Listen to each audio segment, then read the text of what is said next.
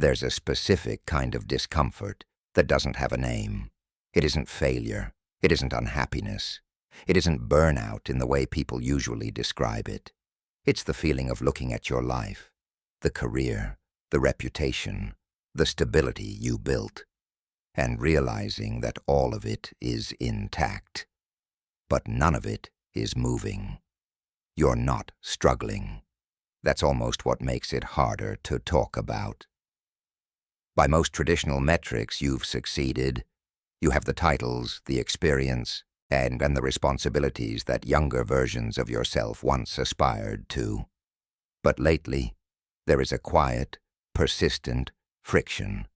You are highly competent, and yet that competence no longer feels like it's propelling you forward. It feels like it's holding you in place. The goals that used to drive you, the next promotion, the next milestone, the next marker of external validation, have lost their pull. You're not lost. That you're simply no longer motivated by the rules of a game you've already mastered. The erosion of invisible momentum. Most people describe this phase as burnout or a midlife crisis, but those terms are imprecise. They imply a breakdown.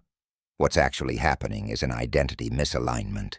You have accumulated a vast reservoir of expertise, but you are still operating within a system designed to reward raw effort and upward climbing. In the first half of life, the world asks you to prove what you can do. In the second half, it needs to know who you are and what you represent.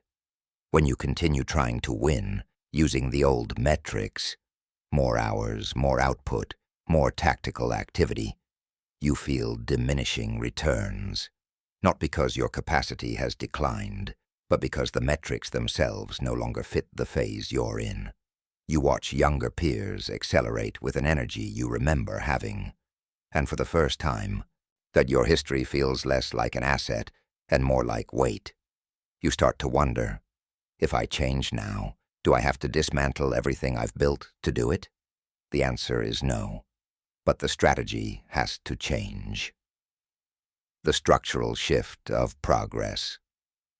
There's a structural reason why midlife feels like a plateau. In your 20s and 30s, progress is additive. You add skills, credentials, connections, achievements. It's a season of acquisition. More is the direction. But as you move into your 40s and 50s, the rules of progress quietly change. Reinvention in midlife is not additive, it's subtractive. It's about stripping away the roles, the obligations, and the self-perceptions that no longer reflect your real leverage.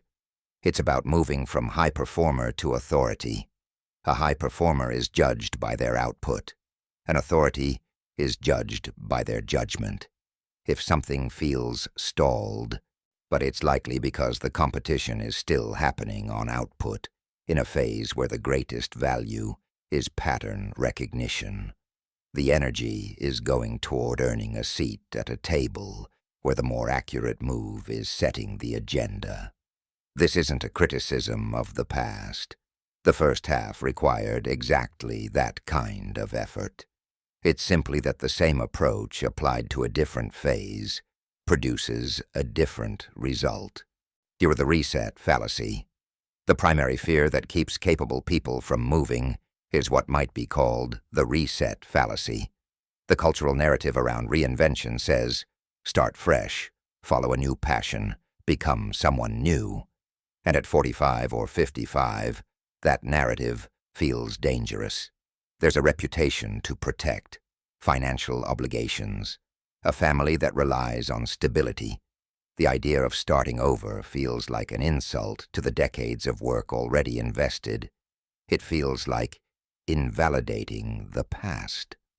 This is why most midlife reinventions fail, because they attempt to ignore the existing infrastructure. True reinvention at this stage isn't about becoming someone else. It's about repositioning the person you already are, moving from being the person who does the work to the person who owns the perspective. When viewed that way, the history isn't the obstacle, it's the material. Your age isn't a liability, it's your primary strategic advantage. The conversion of capability into influence. Confidence in midlife doesn't disappear. It often just becomes misallocated. The feeling of less confidence, compared to 10 or 15 years ago, usually comes from measuring against a version of growth that no longer fits the life stage. The first half of life is about building capability. The second half is about converting that capability into influence. Influence doesn't require the same energy as achievement. It requires presence, clarity, us, and the willingness to stop doing the things that others can do just as well. The friction you feel is the friction of outgrowing your current container. You are being asked to trade the how for the why, the doing for the directing, and that transition is uncomfortable in a specific way, because it requires being a beginner again in one area, operating without the familiar structure of titles, metrics, and external validation telling you that you're on track. That disorientation is not a sign that something is wrong. It's a sign that the transition is real. The reality of constraints. None of this is simple to execute. That's worth saying directly. You have obligations that weren't part of the earlier picture. Financial responsibilities, family commitments, a reputation that took years to build. The appetite for risk is different now. That's not weakness, it's rationality. There's also a particular fatigue that tends to accumulate at this stage. Not physical necessarily, but the tiredness that comes from carrying the expectations of others for a long time, from performing competence in a role that may have quietly stopped fitting, and underneath all of it, a concern that rarely gets named openly, that moving in a new direction might look unstable, that the people who've known you in one role won't understand a different one. These are legitimate considerations. Dismissing them doesn't help. What helps is understanding that the reinvention being described here doesn't announce itself as disruption. It presents as evolution. And evolution, when it's grounded and deliberate, doesn't undermine credibility. It deepens it. The goal isn't to escape your life. It's to re-architect it so it feels like it belongs to you again.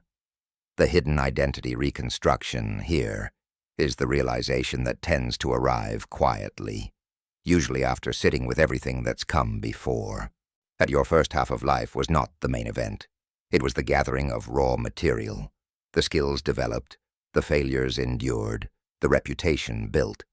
These are the bricks. For decades, the focus was on the quality of the bricks. Now comes the part where you decide what kind of structure to build with them. Reinvention isn't about changing your history. It's about changing your relationship to it. The shift is from accumulated competence to directed authority. When that shift happens, then the anxiety about wasted time begins to dissolve. Because you realize you couldn't have done this at 25. You didn't have the data. You didn't have the pattern recognition. You didn't have the authority that only comes from sustained exposure to complexity. The plateau isn't a dead end. It's a vantage point. From here you can see what younger people can't yet see.